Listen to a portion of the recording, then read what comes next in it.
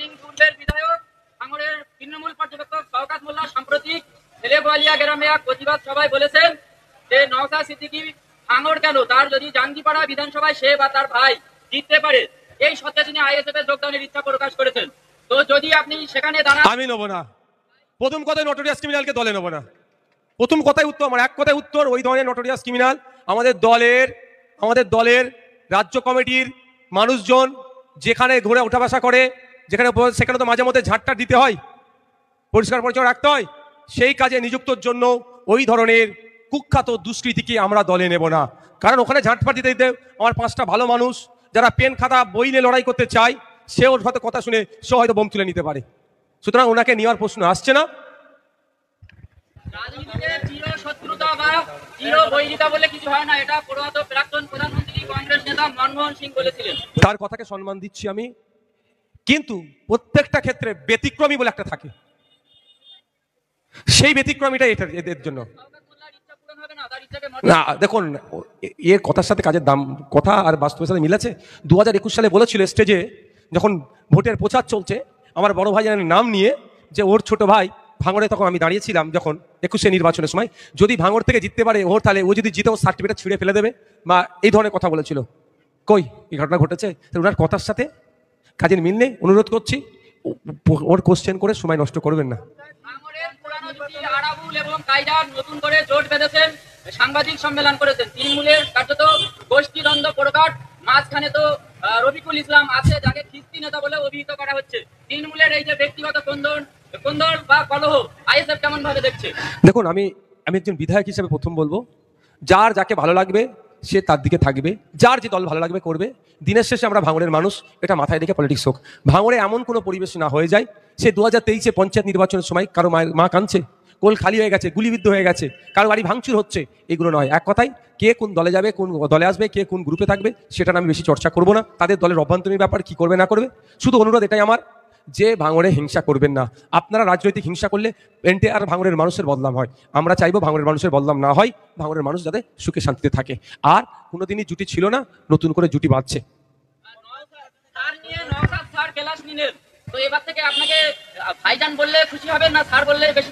দেখুন, যেটা আপনি ভালোবেসে যেটা ডাকবেন, আপনি যেটা ডেকে খুশি হবেন, আমি সাড়া দেবো সেই ডাকি আপনার।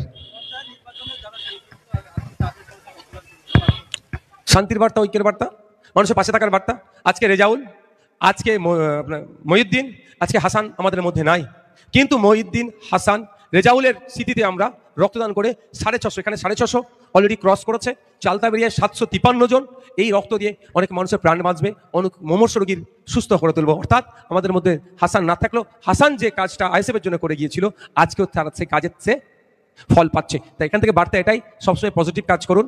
আপনার বর্তমানে আপনার নামের জয়ধ্বনি হবে, আপনার নাম নিয়ে ভালো চর্চা হবে। আর অন্যথায় ওই নটোরিয়াস ক্রিমিনালদের মতো অন্যায় কাজ করলে প্রকাশ্যে আপনার তো সমালোচনা হবেই হবে, এবং আপনার অবর্তমানে আপনার নামে যে খারাপ মন্তব্যগুলো আসবে সেগুলো আপনার পরিবার শুনবার মতো জায়গায় থাকবে না।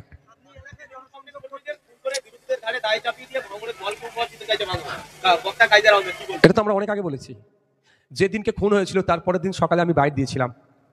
বাইট দেওয়ার পরে কি বলেছিলাম, যদি সঠিক তদন্ত হয়, শওকত সাহেব যেখানে দাঁড়িয়ে আছে তার right side, left side, front side, back side, তখনও কিন্তু কেউ গ্রেফতার হয়নি, এ কথা বলেছিলাম। সঠিক তদন্ত হলে তাহলে ধরা পড়বে। তারপরে যখন প্রথম যাদের কয়েকজনকে ধরলো, তাদের মধ্যে শওকত সাহেবের সিকিউরিটির পরে সব থেকে কাছে যে ব্যক্তিটি দাঁড়িয়েছিল, সেই ব্যক্তিটি গ্রেফতার হয়েছে। আমি আজও বলছি, যদি সঠিকভাবে তদন্ত হয়, তার পরিবার যদি চাই নওশাদ সিদ্দিকী বিধায়কের সহযোগিতা, কোর্টে গিয়ে আমরা মামলা করব। দু ধরনের মামলা করতে পারি, তার মধ্যে যে কোনো একটা করতে পারি। সেটা হচ্ছে একটা সিবিআই ডিমান্ড, না হলে বিচার বিভাগীয় তদন্ত। যদি সঠিক তদন্ত হয়, তাহলে আবারও বলছি, শওকত সাহেবের right side, left side, front side, back সাইডের অনেক নেতা, নতুন নেতা, তাও বলছি নতুন নেতা যারা এখনো গ্রেফতার হয়নি, তারাও জেলের ভাত খাবে, গ্রেফতার হবে। এটা তারা করে আইএসএফকে কালিমালিপ্ত করার চেষ্টা করেছে। এই ধরনের ঘটনা হয়তো আগামী দিনে আরো ওরা ঘটাতে পারে। তাই সাধারণ মানুষকে বলবো, শুধু আইএসএফ ফ্যাক্টর নয়, সাধারণ মানুষকে বলবো সজাগ থাকতে হবে। আমরা ভাঙড়ে কোনো হিংসার রাজনীতি করতে দেব না। 2023 সালের আগে পর্যন্ত, শওকত সাহেব দায়িত্ব নেওয়ার আগে পর্যন্ত ভাঙড়ে রাজনীতি হিংসা হয়েছে। আইএসএফকে মেরে পিঠের চামড়া তুলে নিয়েছে, মিথ্যা মামলা দিয়ে কেস জেল খাটিয়েছে, ইভেন আমাদের ঘরে আগুনও লাগিয়ে দিয়েছে। কিন্তু আমাদের কাউকে প্রাণে মেরে দেয়নি, প্রাণে বাঁচিয়ে রেখেছিল। আর এই নটোরিয়াস ক্রিমিনাল দায়িত্ব পাওয়ার পর থেকে আইএসএফ এর লক্ষ্য প্রাণে মারলো, তার দলের লোকও প্রাণে মরল। মানে এ যেভাবে হিংসার রাজনীতি করেছে 21 থেকে 23, এই ধরনের চরম হিংসার রাজনীতি হয়নি যেটা সরকার সাহেব আমদানি করেছে। এর হাত থেকে বাংলার মানুষকে মুক্তি দেব।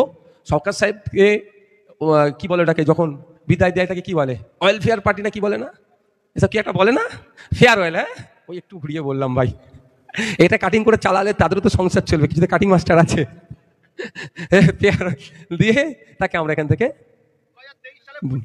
এই আরাবুল ইসলাম এবং কায়দার আহমেদ সহ তৃণমূল নেতৃত্ব সবাই ছিল। 2023 সালে পঞ্চায়েতে প্রায় 9 জন মানুষের প্রাণ গিয়েছে। আজকে কায়দার আহমেদ এবং আরাবুল সাহেব সমস্ত দায় কিন্তু ক্যানিং পুরো বিধায়ক সভা বলে চাকরিতে দাঁড়ান। দেখুন, আমি একটা কথা বলছি, এই খুনের পিছনে সরকার সাহেব কেসে প্ল্যাটফর্ম কারা দিয়েছে সেগুলো খুঁজুন। আজকে অনেকে মাইকের সামনে মাইক বুম ধরে অনেক বড় বড় গল্প বলছে, খুনের রাজনীতি হবে না, হ্যাঁ হবে না, অনেক গল্প শোনাচ্ছে। এদের মধ্যে থেকে অনেকে সরকার সাহেব এখানে এসে যে খুনের রাজনীতি করবে সে প্ল্যাটফর্ম দিয়েছে। সেই জন্য দেখবেন আমাদের মহিউদ্দিন, আমাদের রেজাউল, আমাদের হাসানকে যারা খুন করেছে আর আমাদের মানুষদের যারা গুলিবিদ্ধ করেছে, যখন আমরা অভিযোগ দায়ের করেছি মূল হোতাদের নামগুলো আছে, এফআইআর লিস্ট খুললে দেখা যাবে। অভিযোগপত্র যখন যদি আপনারা চান দেখতে পাবেন, ওখানে আজকে অনেকে বড় বড় কথা বলছে, তাদের মধ্যেও হয়তো 2-1 জনের নাম এফআইআর অভিযোগ কপিতে আছে।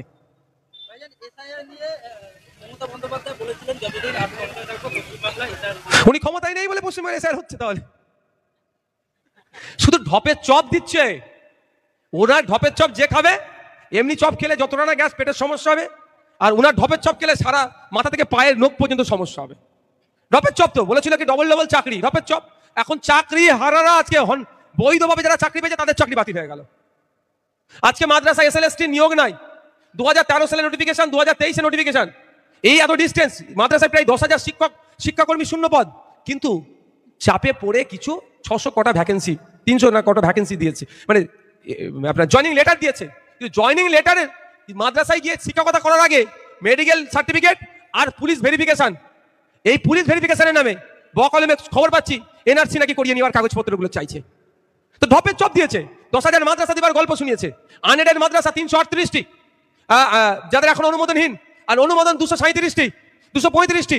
না বাচ্চাদের মিড ডে মিল, না বাচ্চাদের স্কুলের ব্যাগ, না বাচ্চাদের বই, না বাচ্চাদের পেন খাতা, না চক, না ডাস্টার, কিছুই দিচ্ছে না। আপনি শুনলে অবাক হবেন, যে সরস্বতী প্রেস আছে সেই স্কুলের বই বিক্রি করে মার্কেটে, আর মাদ্রাসার বই বাইরের মার্কেটে বিক্রি হয় না, আর সরস্বতী প্রেস ক্লাবে বিক্রি করছে না, আর সরকারও ওই মাদ্রাসাতে বই দিচ্ছে না। বাচ্চারা কোথায় যাবে? এই ঢপের চপ দিয়ে চালাচ্ছে। আর ঢপের চপ কি আমরা এই জায়গায় দাঁড়াচ্ছি? এসআইআর নিয়েও ঢপের চপ দিয়েছিল, বলছিল এসআইআর হলে হাম কি ঘিরাও করেঙ্গে। তো ঘিরাও করার বাদ দিয়ে, বসো ভাই বসো, আরে তুমি বসো, পিছনে ক্যামেরা চলছে। ঘেরাও করা বাদ দিয়ে কি তারপরের দিনই চা খেতে চলে গেছে অফিসে। এই ঢপের চপে কেউ বিশ্বাস করবেন না।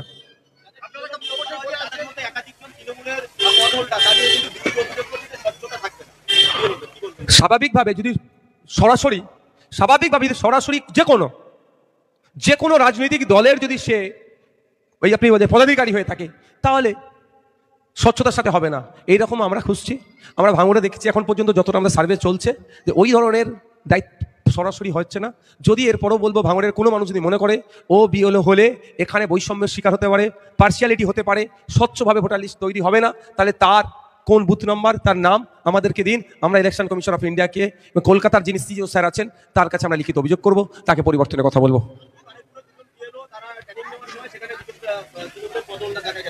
তাহলে নিশ্চিতভাবে তার বুথের তার অ্যাসেম্বলি যেটা আছে, তার বুথ যেটা আছে, তার অঞ্চল যেটা আছে, নিশ্চিতভাবে তার নামে অভিযোগ দায়ের হবে। তাদের লোকাল থেকে অভিযোগটাই দায়ের করতে হবে স্বাভাবিকভাবে। আমি জানি না কে হচ্ছে, কোন বুথের তিনি দায়িত্ব পেয়েছেন, তাকে সরিয়ে দেবে, কিছু করার নেই, সরাতে বাধ্য, নাহলে বৈষম্যের শিকার হয়ে যাবে। আপনার কথা কি শিলমোহর দিয়ে এখন তৃণমূলের এক অংশ যারা পুরনো নেতা তারাও বলছেন যে শওকত মোল্লাকে এই জায়গাতে তাড়াতে হবে, আমরাও চাই ভাঙড়ের সাথে। আমি তো অসত্য কথা বলিনি, আমি তো অসত্য কথা বলতাম তাহলে আপনি বলতেন। আমি সত্য কথা বলেছি, সত্য সবসময়ের জন্য সত্য। আজকে সত্য কথাটা এস্টাবলিশ হয়নি, 5 বছর পরে হবে, 50 বছর পরে এস্টাবলিশ হবে। আমি বলে এসেছি কবে থেকে, 2 বছর আগে থেকে বলছি, 1 বছর আগে থেকে বলছি কথা, 1 বছর পরে তার দলের লোকেরাই আমার কথাটাকে সত্য প্রমাণ করলো। তাহলে সবসময় আমাদেরকে সত্য কথা বলতে হবে, সঠিক পথে থাকতে হবে।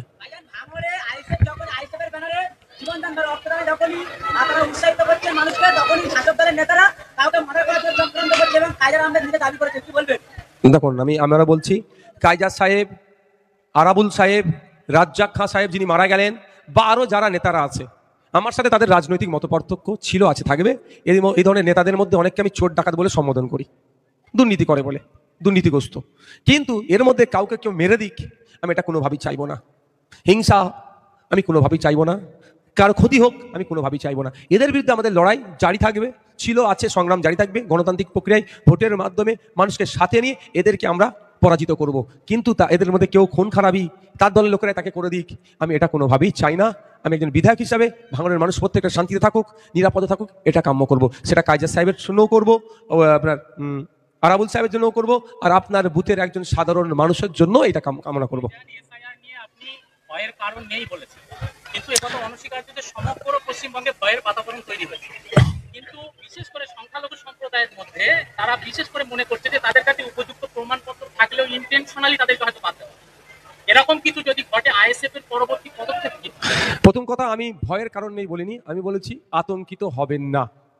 আমি কি বলেছি? এসআইআর নিয়ে অহেতুক অযথা আতঙ্কিত হবেন না।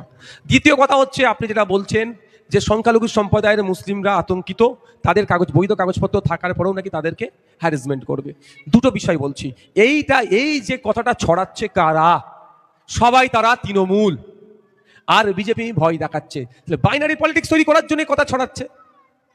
আমার কাছে কাগজ আছে, আমি বুক ঠুকে বলবো আমি কাগজ জমা দেবো, রিসিভ নেবো। তারপরেও যদি আমার নাম লিস্টে না আসে, আমি অভিযোগ দায়ের করব। অভিযোগ জমা করার সময় দিচ্ছে, আমি ফিজিক্যালি অ্যাপিয়ার হয়ে সেটাকে সমাধান করবো। এরপরেও যদি বলছি, শুধু আমি একথা বল জোর গলায় বলে যাচ্ছি, কোনো তৃণমূলের কর্মী, তৃণমূলের নেতা, তৃণমূলের পদাধিকারী বৈধ কাগজপত্র থাকার পরেও তাকে যদি অবৈধ ঘোষণা করা হয়, তার জন্য আইএসএফ নওশাদ সিদ্দিকী আইনি লড়াই লড়বে। সাধারণ মানুষের জন্য তো লড়বই।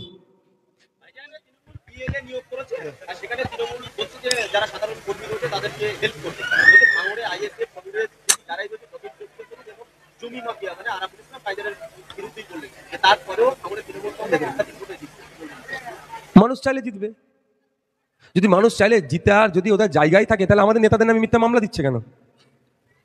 বুথ দখলের গল্প শোনাচ্ছে কেন? খেতে ফলাবো না, খামারে ফলাবো এই গল্প শোনাচ্ছে। ওরা আতঙ্কিত হয়ে গেছে, ওরা ভয় পেয়েছে। মানুষ দেখছে যে 2021 থেকে 2026 মানুষ সজাগ সতর্ক হয়েছে। আরো বেশি ভোটে মানুষ ওদেরকে হারাবে। ওদেরকে পরাজিত করার জন্য ওদের দলের যারা সমর্থক, তারাও ওদেরকে নিয়ে অতিষ্ঠ। তারাও যারা 2021 তৃণমূলকে ভালোবেসে ভোট দিয়েছিল, বিজেপিকে আটকানোর জন্য ভোট দিয়েছিল, সেই সমস্ত ভোটগুলো আজকে কোথায় আসবে? ফিরে খামচিনে ফিরে আসবে। ওই জন্য এই ধরনের গল্প শোনাচ্ছে। এই যে রক্তদান শিবির, এখানে জাতি ধর্ম বর্ণ নির্বিশেষে মানুষ রক্ত দিতে এসেছে। কিছু কিছু বিজেপি নেতা নেত্রী বা রাজনৈতিক নেতা নেত্রী আছে, মানে বর্তমান কালে আপাতকালীন ভাবে দেখা যাচ্ছে তারা মুখ খুললেই মুসলিমদের বিরুদ্ধে মুখ খুলছে। তারা মুসলিমদের নিয়ে নানান রকম কটূক্তি করছেন, নিদান দিচ্ছেন। আজ এখানে যারা রক্ত দিচ্ছেন দেখা যাবে 70% মুসলিম। তো তারা যে রক্ত দান করছেন, তারা কিন্তু কোনো এক্সপেকটেশন রাখছেন না যে আমার রক্তটা মুসলিমের শরীরে যাক বা রক্ত না থাকাটাই তো স্বাভাবিক মানুষের পরিচয়। দেখুন একটা কথা বলি, মুখ খুললেই বিষ উগলাচ্ছে, মুখ খুললেই হিংসা, মুখ খুললেই হিন্দু মুসলমানের লড়াই লাগিয়ে দেবে। তো ওই মুখগুলোকে বন্ধ করতে হবে। তো ওই মুখগুলোকে বন্ধ করবে কোথায়? জেলের ভাত খাওয়ালে মুখ বন্ধ হয়ে যাবে। জেলের ভাত খাওয়ানোর দায়িত্ব নওশাদের নয়, জেলের ভাত খাওয়ানোর দায়িত্ব হচ্ছে পুলিশ মন্ত্রীর, জেলের ভাত খাওয়ানোর দায়িত্ব হচ্ছে মমতা ব্যানার্জির। তিনি কি নাকে তেল দিয়ে ঘুমাচ্ছেন? রাজ্যের হিংসার বাতাবরণ তৈরি করতে চাইছে। আমরা সম্প্রীতির সাথে হিন্দু মুসলমান নির্বিশেষে ঐক্যবদ্ধ হয়ে কাঁধে কাঁধ মিলিয়ে বসবাস করছি। আমরা এক জায়গায় চাষবাস করছি, এক চায়ের দোকানে উঠে বসা করছি, আড্ডা দিচ্ছি। সেই সম্প্রীতির, সেই ঐক্যের পরিবেশ আজকে ধ্বংস করছে কে? কিছু বিজেপির নেত্রীরা। তাদেরকে মুখটা বন্ধ করতে হবে। মুখ বন্ধ করার দায়িত্ব হচ্ছে মমতা ব্যানার্জির। দুর্ভাগ্য, মমতা ব্যানার্জি তাদের মুখ বন্ধ না করে বকলে তাদেরকে আরো উৎসাহিত করছে। হিন্দু মুসলমানের মধ্যে যত বিভাজন তৈরি হবে, বিজেপি তৃণমূল মিলে তত ফায়দা নেবে। এর হাত থেকে বাংলাকে বাঁচানোর জন্যই হিন্দু মুসলমান নির্বিশেষে মানুষকে ঐক্যবদ্ধ করছি। এই ধরনের সামাজিক অনুষ্ঠান হিন্দু মুসলমান নির্বিশেষে এক জায়গায় থেকে তাদের বিরুদ্ধে হুঙ্কার দিচ্ছি। তার সাম্প্রদায়িক শক্তিকে বাংলায় ঠাঁই দেবো না, তাই সেই কথা বলছি। Thank you.